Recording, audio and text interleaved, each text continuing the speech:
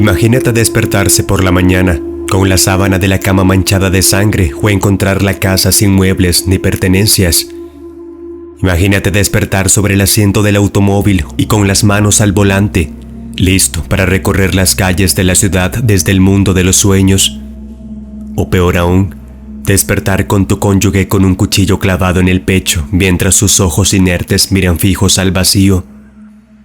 Estos escenarios son tan escalofriantes como increíbles que es imposible imaginarlos más allá de la pantalla de una película, lo sé, pero los ejemplos anteriormente citados son de la vida real, de personas que en estado de sonambulismo cometieron actos horrendos que, despiertos, jamás les pasaría por la cabeza. Estos terribles actos de parasomnia les ha costado su matrimonio, su integridad física, su patrimonio y su cordura.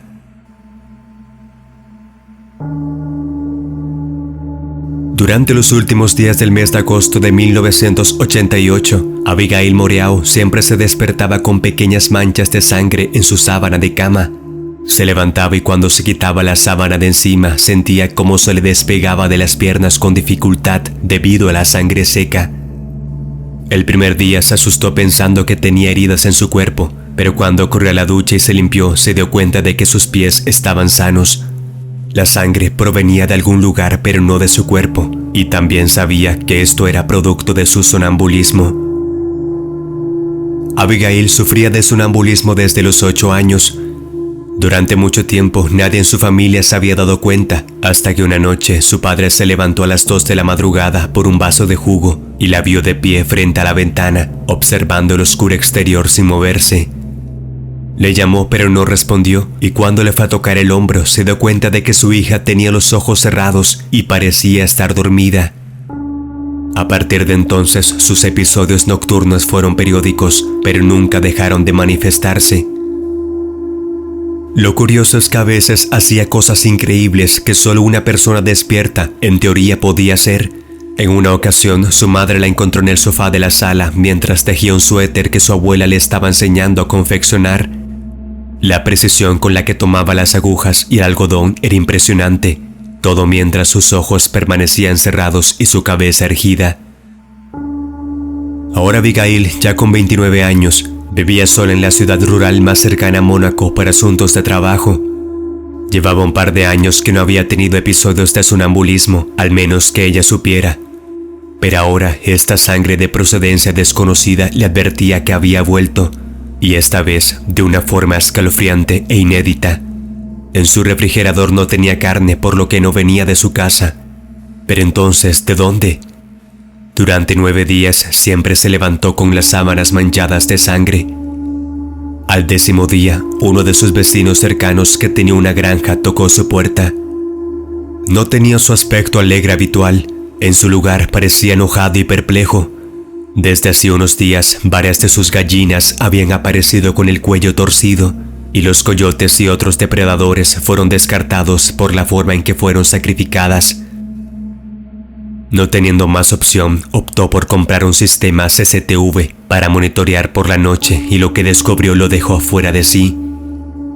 En los videos se veía a Abigail con su bata de dormir, sus pantuflas y el pelo alborotado como una enferma recién escapada del asilo, brincarse la cerca, tomar las gallinas y torcerles el cuello con sus propias manos. Luego de 1000 disculpas, le tomó trabajo convencer al granjero de su sonambulismo, pero al fin le creyó. A partir de ese momento, procuró nunca vivir sola y encerrarse con llave en su cuarto sin dejarse la llave.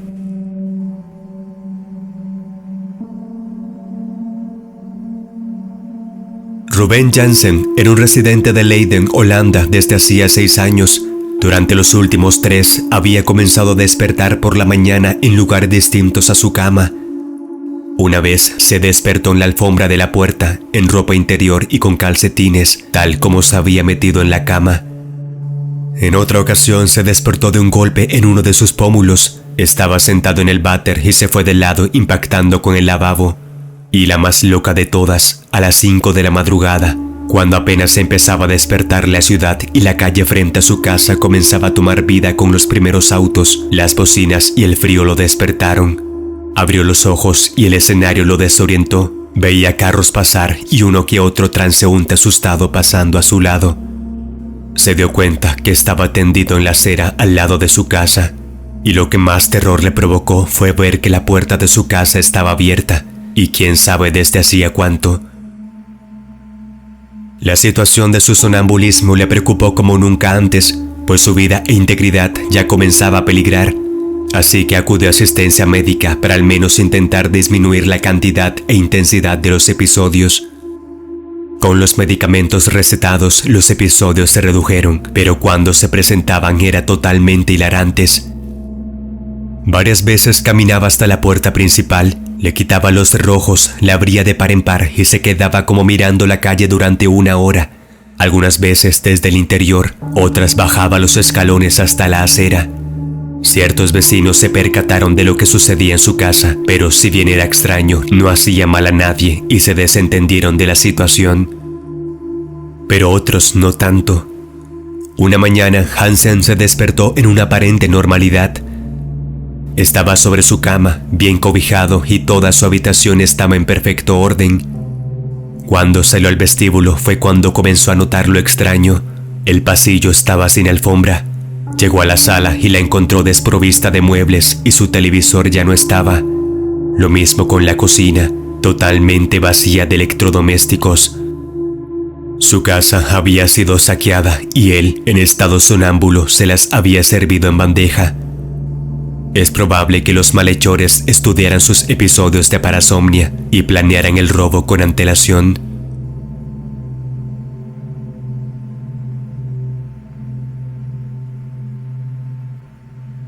La primera vez que George Krieger se dio cuenta de que algo andaba mal fue cuando su camión de transporte convulsionó al salir de la carretera y sus llantas patinaban sobre un charco de lodo. Se despertó con las manos en el volante y con el pedal de aceleración hasta el fondo, mientras el motor del vehículo se ahogaba. ¿Cómo se pudo haber dormido mientras conducía? No, eso nunca había pasado. En su dilatada profesión como camionero, había aprendido la regla de no conducir al menor síntoma de sueño. Cuando sucedía, detenía su auto y salía a refrescarse o tomaba un descanso si era necesario. De hecho, recuerda perfectamente haberse pasado al asiento trasero del camión para dormir la noche anterior. ¿Cómo es que ahora estaba sobre el volante dándole hasta el fondo al acelerador? Conducía por la Interestatal 78 en Pensilvania, cuando vio el letrero al lado del camino y se dio cuenta de que estaba a solo 70 kilómetros de Harrisburg. Se le heló la sangre. Antes de irse a dormir, recuerda que faltaban más de 180 kilómetros para llegar a la ciudad. Eso quería decir que había conducido más de 100 kilómetros dormido. Era imposible. Estaba tan aterrado y consternado como nunca en su vida. Su lado precavido le sugería que buscara ayuda médica, pero por otro lado el asunto era tan increíble que ni él mismo ahora estaba seguro que fue exactamente lo que había pasado. Tomó la decisión de pasar por alto el suceso, considerándolo como una anomalía que jamás se volvería a repetir. Pero volvió a pasar. Y esta vez, cuando George abrió los ojos, no estaba su camión patinando sobre el lodo. Estaba de costado, bloqueando una de las vías de la carretera, y muchas luces rojas y azules alumbraban la oscuridad de la madrugada. Un oficial golpeaba su ventana. Cuando lo hizo salir, observó dos lonas blancas cubriendo dos cuerpos inertes sobre la carretera. Los oficiales, paramédicos y testigos vieron cómo el desorientado camionero se tiró de rodillas a llorar desconsoladamente. Por suerte para el señor Krieger, solo se le imputaron 5 años de cárcel, gracias a que se logró comprobar que el accidente ocurrió mientras tenía un episodio de sonambulismo. Los 5 años fueron realmente por haber ignorado su condición y no buscar ayuda a tiempo. Aprendió la lección de la peor forma posible.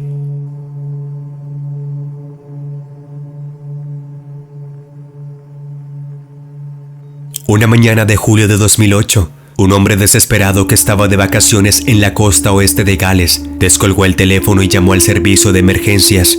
«Creo que he asesinado a mi esposa», declaró. «Me pareció oír que había entrado alguien a robar, que estaba luchando contra él, pero en realidad era Christine. Desperté con las manos sobre su cuello. Debo haber estado soñando algo. ¿Qué he hecho, Dios mío? 10 minutos después llegó la policía y encontró a Brian Thomas llorando junto a su caravana. Les explicó que la noche anterior él y su esposa se encontraban durmiendo en la caravana cuando un grupo de jóvenes corriendo en el aparcamiento los despertó. Movieron la caravana de sitio y volvieron a dormir. Una hora después, Thomas creyó ver un hombre con vaqueros y chaqueta negra que estaba encima de su esposa. Le gritó, lo cogió del cuello e intentó quitárselo de encima. Le dijo a la policía que actuó de forma automática. Cuanto más forcejeaba el hombre, con más fuerza apretaba a Thomas, pero luego se dio cuenta de que no era un hombre, sino su esposa. Soltó el cuerpo y empezó a frotarle con suavidad el hombro para intentar despertarla y le preguntó si estaba bien, pero era demasiado tarde. Durante los siguientes 10 meses, mientras Thomas esperaba en prisión a que llegara la fecha de su juicio, afloró el retrato del asesino. En su infancia, Thomas tuvo problemas de sonambulismo en ocasiones varias veces por la noche. Salía de la cama, caminaba por la casa y jugaba con sus juguetes o se preparaba algo de comer, y a la mañana siguiente no se acordaba de nada. Al menos una vez por semana salía al patio o se metía en la habitación de alguien sin despertar. La madre de Thomas explicaba que se trataba de un hábito cuando los vecinos se preguntaban por qué lo habían visto cruzar sus jardines descalzo y en pijama. Conforme fue creciendo, despertaba con heridas en los pies sin saber cómo se los había causado. Después de casarse, a su esposa le empezó a preocupar tanto la posibilidad de que se escapara de la casa y terminara en medio de la carretera, que cerraba la puerta y dormía con la llave bajo la almohada. El sonambulismo es un recordatorio de que el sueño y la vigilia no son mutuamente excluyentes. La parte del cerebro que monitorea el comportamiento está dormida, pero las partes capaces de realizar cualquier actividad compleja están despiertas. El problema es que no hay nadie que guíe el cerebro, salvo patrones o hábitos básicos. Por ley, la policía debía juzgar a Thomas por el asesinato. Sin embargo, todas las evidencias parecían apuntar a que su esposa y él tenían un matrimonio feliz. No había antecedentes de abuso, tenían 2 hijas mayores de edad y hace poco habían reservado un crucero por el Mediterráneo. Su defensa argumentó que Thomas le quitó la vida a su mujer en estado sonámbulo, es decir, privado totalmente de su voluntad. La pregunta en el estrado de su abogado fue contundente a su favor.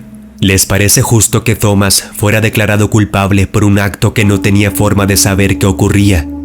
El Brian Thomas que vemos aquí es inocente por el cargo que se le juzga. Y eso fue justo lo que el jurado hizo. Antes de liberarlo, el juez le dijo: «Usted es un hombre decente y un devoto marido. Imagino que lo inundará la culpabilidad, pero a los ojos de la ley no es responsable de sus actos. Puede retirarse». Brian Thomas vivió libre y convencido de su inocencia, pero a la vez siendo imposible no sentirse culpable por la muerte de su amada esposa.